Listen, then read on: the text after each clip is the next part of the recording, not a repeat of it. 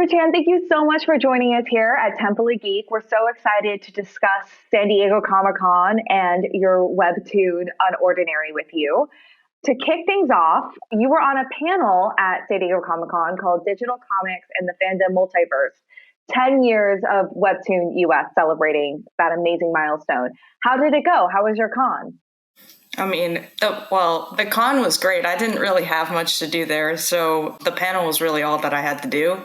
Yeah, and it was great. I thought the panel went great. I think the moderator was amazing and just kept the conversation going. And yeah, it was a great time. And so many awesome fans were there. Yeah, it was nice to see everyone. Yeah, it's so nice that we can do these in-person meetups again. One thing that I'm so impressed by with you and your amazing webtoon unORDINARY is it's up to over just about 350 chapter proper episodes on Webtoon's platform.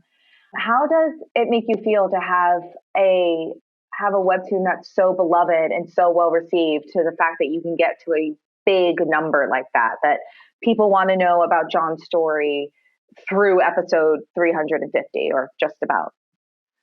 Well, I feel very blessed. It's really humbling, honestly. I never expected any of this to happen. The way this story started was just completely on a whim.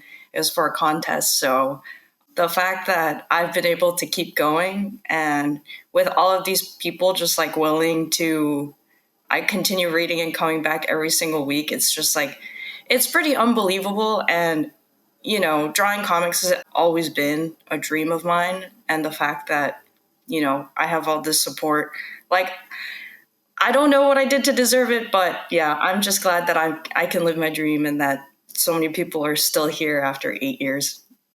Oh my God, 8 years. And also you totally deserve it. You were you, and you had an amazing story to tell. And I know creating comics is, especially if you're doing it by yourself, or on your own initially, is no easy feat. So you put the blood, sweat, and tears into it, and now you get to reap the benefits, which is awesome. My next question is, one of the things I personally love about the series is that I can totally relate to John having to hide his specialness initially from the social elite of the people around him. So what were some of your personal connections or touchstones that got into the series that's fueled you to write so many amazing, engaging episodes of unORDINARY? Well, for John personally, I guess I've always liked the characters that kind of, lay low and then have some sort of hidden talent. I feel like it kind of related to me. I related to that a little bit during high school. Anime, manga, comics wasn't cool when I was in school. And so a lot of the times, sometimes I would dumb down my pictures, or I would just draw stick figures for my projects because I didn't want people to find out that I was into that kind of stuff. Until eventually, it got more popular, and that's when I kind of got to explore that a little bit more, dealing with a lot of the characters in the series deal with mental health, just past trauma, anger issues. Yeah. And it's just I feel like those are things that kind of everybody grows up with. Well, maybe not anger issues, but a lot of people, grow up facing difficulties, and it's just in a way, my way of processing my own issues, but also I'm glad that a lot of other people can relate to it too. I think it was just kind of a coincidence. But Well, yeah, and I think that's something that's so great about unORDINARY, because even if we all grow up and we all have our trials and tribulations in life, but I feel like unORDINARY is part of this new class of media that's actually really beautifully and honestly acknowledging it and helping people process it. So that was something I took away from the webcomic and that I specifically really loved. And I'm an Italian Irish girl from New Jersey, so I definitely understand the anger issues, even if some othaven't personally experienced it. Mm-hmm.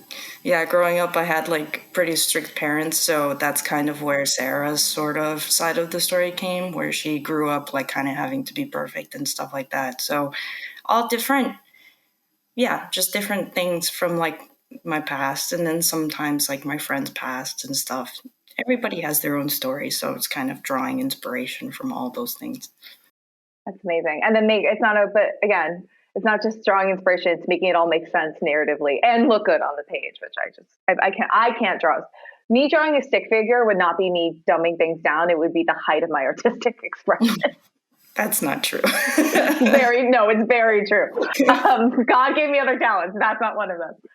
So another question I have for you, because I think it's such an amazing feat that you started unORDINARY, as you said, on a whim, all by yourself. What your advice for fellow creators looking to publish their own comics, especially publish their own comics digitally, because this is a new amazing frontier we have, and it's not traditional. Now that we're not dealing with traditional print anymore, I'm sure there's different nuances you can speak to. My advice would be to do the exact opposite of what I did, which is 1, don't write a story on a whim, and 2, don't make it 300 chapters long. Yeah, I think if you're starting off, it's best to start with something that's more containable, something short and sweet, easy. And then once you gain more experience, then you can work on the hard stuff. One of my biggest challenges is like balancing my work and life and health, especially. So advice is after, planning the story, and getting your process down, also make sure to take care of yourself. Go out, touch grass, stuff like that. No, I love that piece of advice, because I feel like as artists, we all forget that. We're like, we must suffer for the art. It's like, actually, you can't. That only gets you get to a point where the well is empty and then you can't create anymore. So that's really brilliant advice. It's really brilliant advice. What's one of the biggest lessons you've learned throughout these 8 years as a person and a creator of working on unORDINARY? I think one of the biggest things is like, I think I became way more empathetic throughout the story, not just because I have to write all of these characters and I try my best to kind of put myself in their shoes, but also through reading the comments as well, seeing, not just the positive comments, but, critiques and people talking about their lives. And it's just okay, some people are commenting this way probably because they're going through some stuff, or this story helped this story helped someone in this way. Yeah.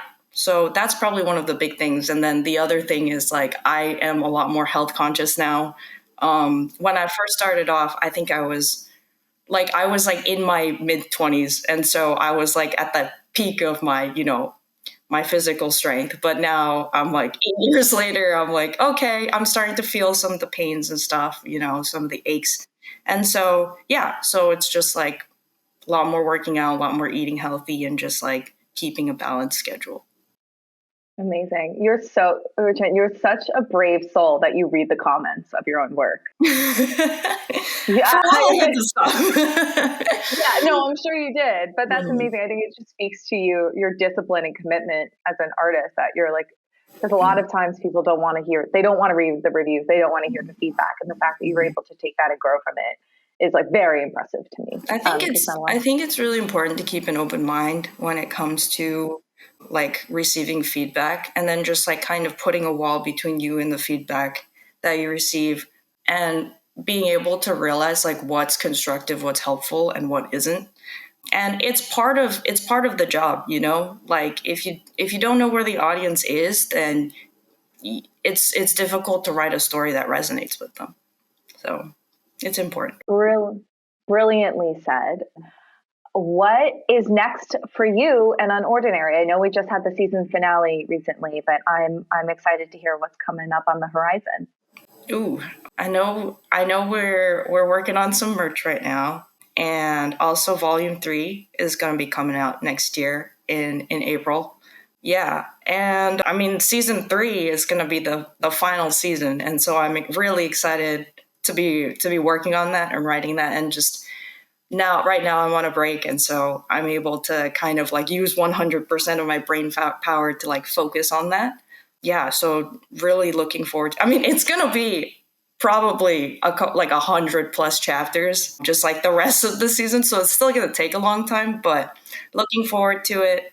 And also after unORDINARY, I definitely want to explore some other projects that I've had in my brain for a while. I've been cooking on the back burner for 8 years. Oh my God, this is amazing. Well, Where's the best place to find you so we can, again, keep up with the last final exciting season of unORDINARY and all the other amazing brain babies that I'm sure are percolating inside?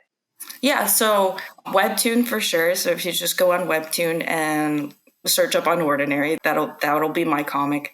And then also I have a Twitter that's just Uru-chan OFR. I'm sure if you just type in Uru-chan, it will be one of the ones up there. Also Instagram. I'm on Threads as well. I have a TikTok, but there's no posts on it. I'm hoping to start that soon. Yeah. So Amazing. Uru-chan Well, thank on you everything. You made it easy for us. Thank you. And thank you so much for your time and your incredible insight on both your process and your amazing Webtoon. No problem. Thank you for having me. Thank you.